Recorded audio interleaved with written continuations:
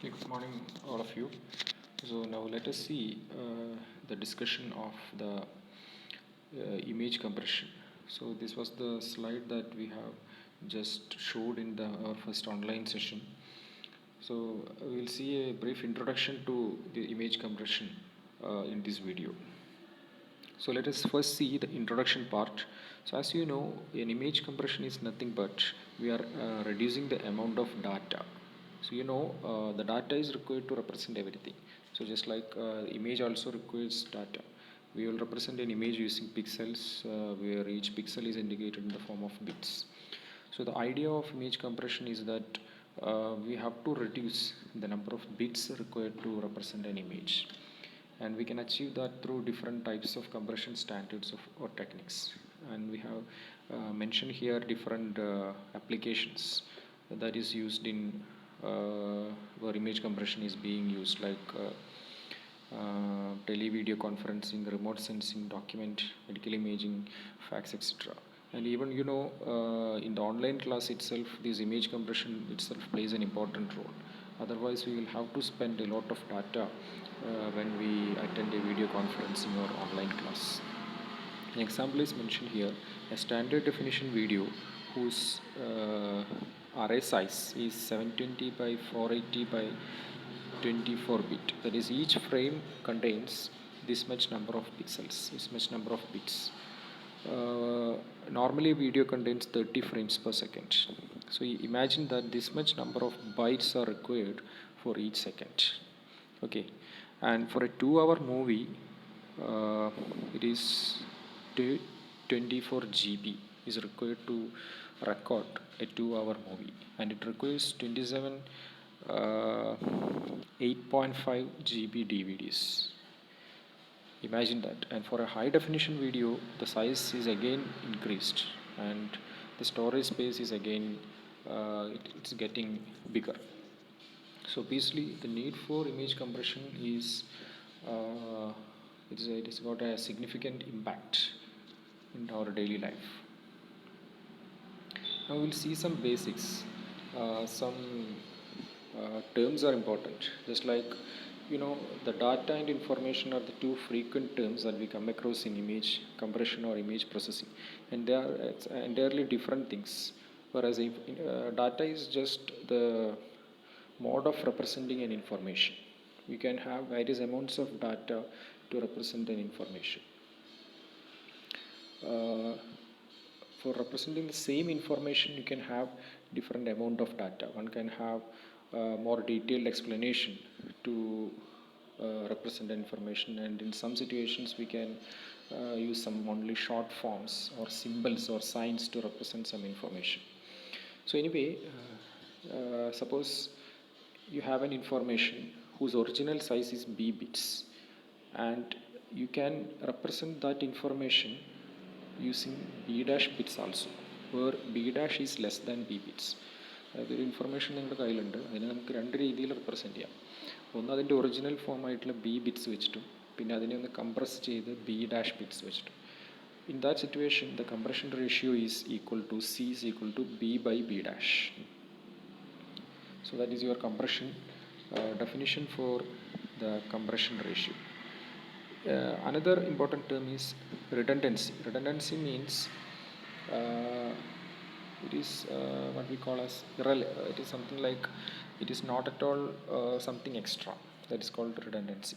So we can define redundancy R as R is equal to 1 minus 1 by C. So if you have a compression ratio, you can easily calculate the data redundancy. And we will see different types of redundancies. First one is coding redundancy, then spatial and temporal redundancy, and also one more term is the irrelevant information. What is irrelevant information? Okay, we'll see it one by one. First one is coding redundancy. So coding redundancy, we all know, in digital system or in digital representation, each and every information you are representing using with the help of some symbols or signs, and finally in the system level it will be converted to bits. So coding redundancy, it simply means that suppose you are representing an information using a set of bits, and you will call it as a code or code word. So the number of bits in that code, it is equal to, we will call that as its code word length. So coding redundancy refers to additional symbols used to represent an information than is actually required. നിങ്ങൾക്കൊരു കാര്യം represent ചെയ്യണമെങ്കിൽ ചിലപ്പോൾ അത് 5 bits കൊണ്ട് represent ചെയ്യാം. Minimum നിങ്ങൾക്കത് represent ചെയ്യാൻ 5 bits ആവശ്യമുണ്ടാവും. പക്ഷേ ചിലപ്പോൾ നിങ്ങൾ 8 ബിറ്റ് വെച്ച് റെപ്രസെൻറ്റ് ചെയ്യും. അപ്പോൾ അവിടെ 3 ബിറ്റ് എക്സ്ട്രാ ആണ്. ഇതിനാണ് നമ്മൾ redundancy എന്ന് പറയുന്നത്. 3 ബിറ്റ് ആണ് നമ്മുടെ അവിടുത്തെ കോഡിംഗ് redundancy ആയിട്ട് വരുന്നത്. അടുത്ത സ്പേഷ്യൽ ആൻഡ് ടെമ്പറൽ redundancy. അതെന്ന് പറഞ്ഞു കഴിഞ്ഞാൽ, suppose you have an image.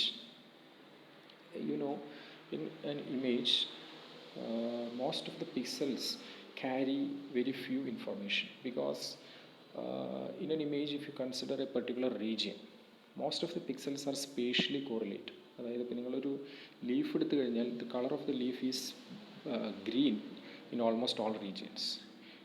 Okay, അപ്പോൾ ഒരു പിക്സൽ ഗ്രീനാണ്, അതിൻ്റെ തൊട്ടടുത്ത പിക്സലും ഗ്രീനാണ്. So you can predict the colour of a pixel if you know the colour of its neighbouring pixel. അപ്പോൾ ഒരു റീജിയൻ്റെ കളർ മൊത്തമായിട്ട് നിങ്ങൾക്ക്, അല്ലെങ്കിൽ അത് ആ റീജിയനിലുള്ള പിക്സൽസിൻ്റെ വാല്യൂസ് നിങ്ങൾക്ക് അറിയണമെന്നുണ്ടെങ്കിൽ എല്ലാ പിക്സൽസിൻ്റെ വാല്യൂസ് നിങ്ങൾക്ക് അറിയണ്ട, ഏതെങ്കിലും കുറച്ച് അറിഞ്ഞു കഴിഞ്ഞാൽ ബാക്കി നമുക്ക് പ്രെഡിക്റ്റ് ചെയ്യാൻ പറ്റും. സ്പേഷ്യലി അവിടെ ഒരു റിഡൻഡൻസി എക്സിസ്റ്റ് ചെയ്യുന്നുണ്ട്. And temporal redundancy means if you take A video. ഇപ്പം ഞാൻ ഓൺലൈൻ ക്ലാസ്സിൽ സ്ക്രീൻ നിങ്ങൾക്ക് പ്രസൻറ്റ് ചെയ്തു. അപ്പോൾ നമ്മളൊരു സ്ക്രീൻ വെച്ചിട്ട് പ്രസൻറ്റ് ചെയ്യുമ്പോൾ അതൊരു വീഡിയോ പ്രസൻറ്റേഷനാണ്. സ്ക്രീൻ വെച്ച് പ്രസൻറ്റ് ചെയ്യുമ്പോൾ ആ സ്ക്രീൻ ചേഞ്ച് ചെയ്യുന്നില്ല. അപ്പോൾ നമ്മളൊരു ഇൻസ്റ്റൻറ്റിലൊരു സ്ക്രീൻ വെച്ചു, തൊട്ടടുത്ത സെക്കൻഡിലും അതേ സ്ക്രീൻ തന്നെയാണ്. അപ്പോൾ നിങ്ങൾക്ക് ഈ പർട്ടിക്കുലർ ടൈമിലുള്ള സ്ക്രീൻ എന്താണ് നിങ്ങൾക്ക് അറിയാമെങ്കിൽ the next moment also you are having the same screen. അപ്പോൾ അത് ത്രൂ ഔട്ട് നമുക്ക് എല്ലാ സെക്കൻഡിലും ഈ സ്ക്രീൻ സേവ് ചെയ്ത് വെക്കണമെന്നില്ല.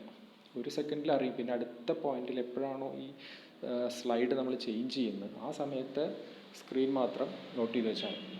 സോ ടൈം വൈസ് അവിടെ ഒരു റിഡൻഡൻസി ഉണ്ട്. അതിനാണ് ടെമ്പറൽ റിഡൻഡൻസി എന്ന് പറയുന്നത്. Next is irrelevant information. Irrelevant information means in most of the images our human visual system will not capture all the pixels. ഇപ്പോൾ നമ്മളൊരു ഇമേജ് നോക്കുകയാണെങ്കിൽ അതിനകത്തുള്ള എല്ലാ പിക്സൽസിനെയൊന്നും നമ്മുടെ ഹ്യൂമൻ വിഷ്വൽ സിസ്റ്റം ക്യാപ്ചർ ചെയ്യില്ല. ചില റീജിയൻസ് അല്ലെങ്കിൽ ചില പിക്സൽസിനെയൊക്കെ അത് ഇഗ്നോർ ചെയ്യും ഇൻ ദ സെൻസ് അതിനത് ക്യാപ്ചർ ചെയ്യാൻ പറ്റില്ല. അപ്പോൾ അങ്ങനത്തെ ഇൻഫർമേഷൻ നമുക്ക് ആക്ച്വലി ഒരു ഹ്യൂമൻ ബീയിങ്ങിന് അത് ഒബ്സർവ് ചെയ്യാനായിട്ട് ആ റീജിയൻ ആവശ്യമില്ല. അതിനെ നമുക്ക് വേണമെങ്കിൽ ഇഗ്നോർ ചെയ്ത് കളയാം. പക്ഷെ ചില സിറ്റുവേഷൻസിൽ നമ്മൾ വേറെ അപ്ലിക്കേഷൻസൊക്കെ ആണെങ്കിൽ ചിലപ്പോൾ അത് ആവശ്യം വരും. So this irrelevant information depends upon the application. Okay, now let us see what is coding redundancy in detail.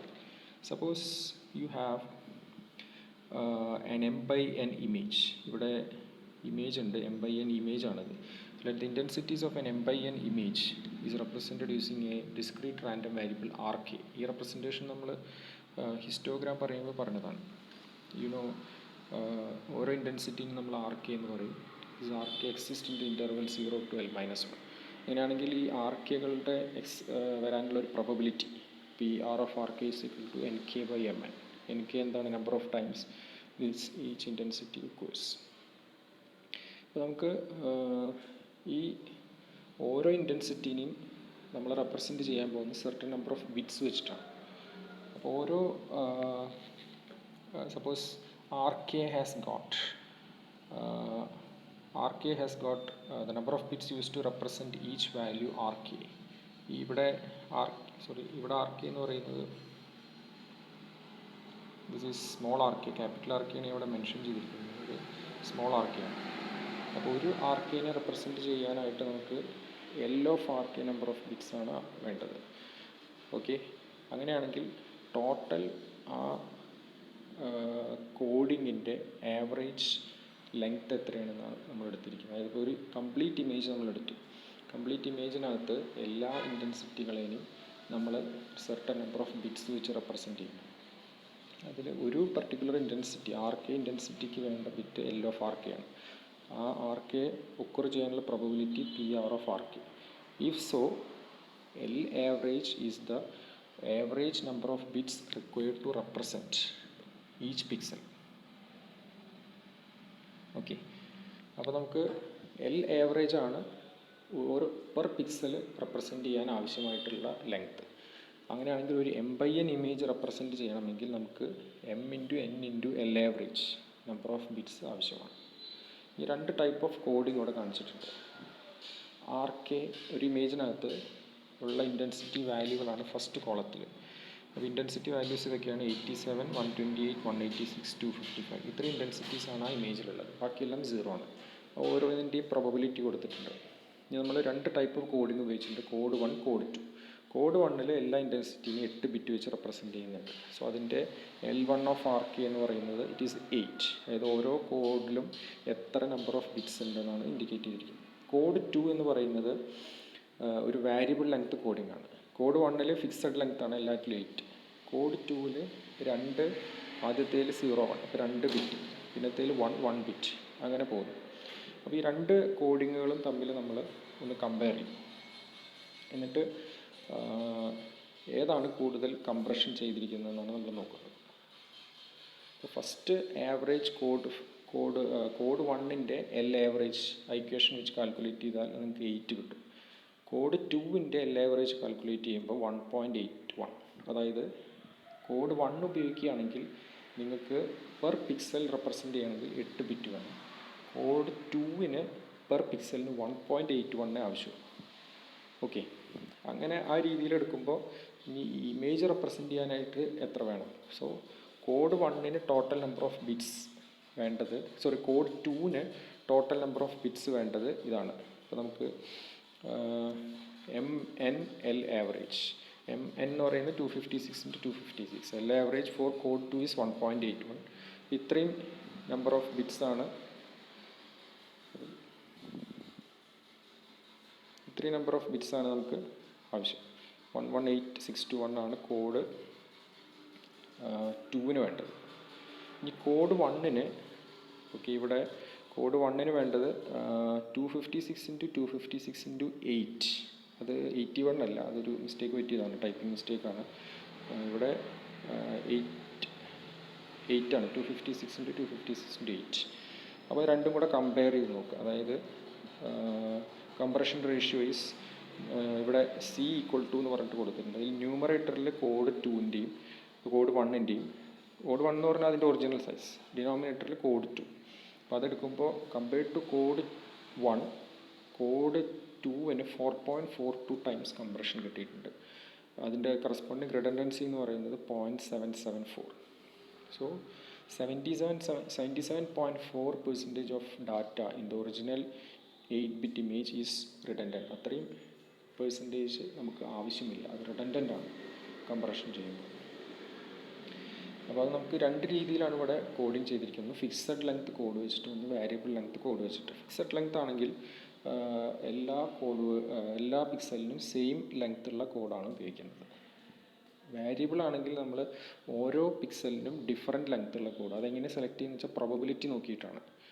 ഇപ്പോൾ ഈ ടേബിളിൽ നോക്കുമ്പോൾ ഫസ്റ്റ് R87 എടുത്തു, അതിൻ്റെ പ്രോബബിലിറ്റി 0.25. അവിടെ നമ്മൾ ഉപയോഗിച്ചിരിക്കുന്ന കോഡ് 2 01 ആണ്, അതായത് 2 ബിറ്റാണ് അതിന് ഉപയോഗിച്ചിരിക്കുന്നത്. പിന്നെ ഈ ആർ കെകൾ നോക്കുകയാണെങ്കിൽ ഏറ്റവും കൂടുതൽ പ്രോബബിലിറ്റി ഉള്ളത് R128 അതിന് 0.47 ആണ് പ്രോബബിലിറ്റി. അപ്പോൾ നമുക്ക് അതിന് യൂസ് ചെയ്തിരിക്കുന്ന കോഡ് 2 കോഡ് വേർഡ് എന്താ, 1 ആണ് ഉപയോഗിച്ചിരിക്കുന്നത്, അതായത് 1 ബിറ്റ് ആകെ ഉപയോഗിച്ചിട്ടുള്ളൂ. പിന്നെ 0.03 എന്ന് പറയുന്ന പ്രോബബിലിറ്റി R255 അതിന് നമുക്ക് 3 ബിറ്റാണ് കോഡ് 2 ഉപയോഗിച്ചിരിക്കുന്നത്. ഇതിൻ്റെ ഐഡിയ എന്ന് പറഞ്ഞാൽ ഏത് പിക്സലിനാണോ, ഏത് ഇൻറ്റൻസിറ്റിക്കാണോ ഏറ്റവും കൂടുതൽ പ്രോബബിലിറ്റി ഓഫ് ഒക്കറൻസ് അതിന് ഷോർട്ട് കോഡ് വേർഡ് ഉപയോഗിക്കാം. ഏത് ഇൻറ്റൻസിറ്റിക്കാണോ കുറവ് പ്രോബബിലിറ്റി ഓഫ് ഒക്കറൻസ് അതിന് ലോങ്ങർ കോഡ് വേർഡ് ഉപയോഗിക്കുക. അതാണ് വാരിയബിൾ ലെങ്ത് കോഡിങ്ങിൻ്റെ കോൺസെപ്റ്റ്. അത് വെച്ചിട്ടാണ് നമ്മളിവിടെ ചെയ്തിരിക്കുന്നത്. So you can achieve compression in this situation. ഇതെല്ലാ ടൈപ്പിലും വാരിയബിൾ കോഡ് വേർഡ് വെച്ച് പറ്റില്ല. ഈ സിറ്റുവേഷനിൽ, അതായത് പല പല ഓരോ ഇൻറ്റൻസിറ്റിക്കും പല പല പ്രൊബബിലിറ്റീസ് ആണ് വരുന്നതെങ്കിൽ നമുക്ക് ഈ വാരിയബിൾ ലെങ്ത് കോഡിങ് വെച്ച് ചെയ്താൽ കംപ്രഷൻ അച്ചീവ് ചെയ്യാൻ പറ്റും. ഓക്കെ, ഇനി അടുത്ത രണ്ട് സ്പേഷ്യൽ ആൻഡ് ടെമ്പറലും ഇറലവൻറ്റും. അത് നമുക്ക് ഞാനിതിൻ്റെ ഒരു വീഡിയോയും കൂടെ ഞാനിപ്പോൾ തൽക്കാലം സ്റ്റോപ്പ് ചെയ്യുന്നുണ്ട്. ഇതിൻ്റെ കൂടെ തന്നെ ഒരു വീഡിയോയും കൂടെ ആയിട്ട് പറഞ്ഞുതരാം. Okay, thank you.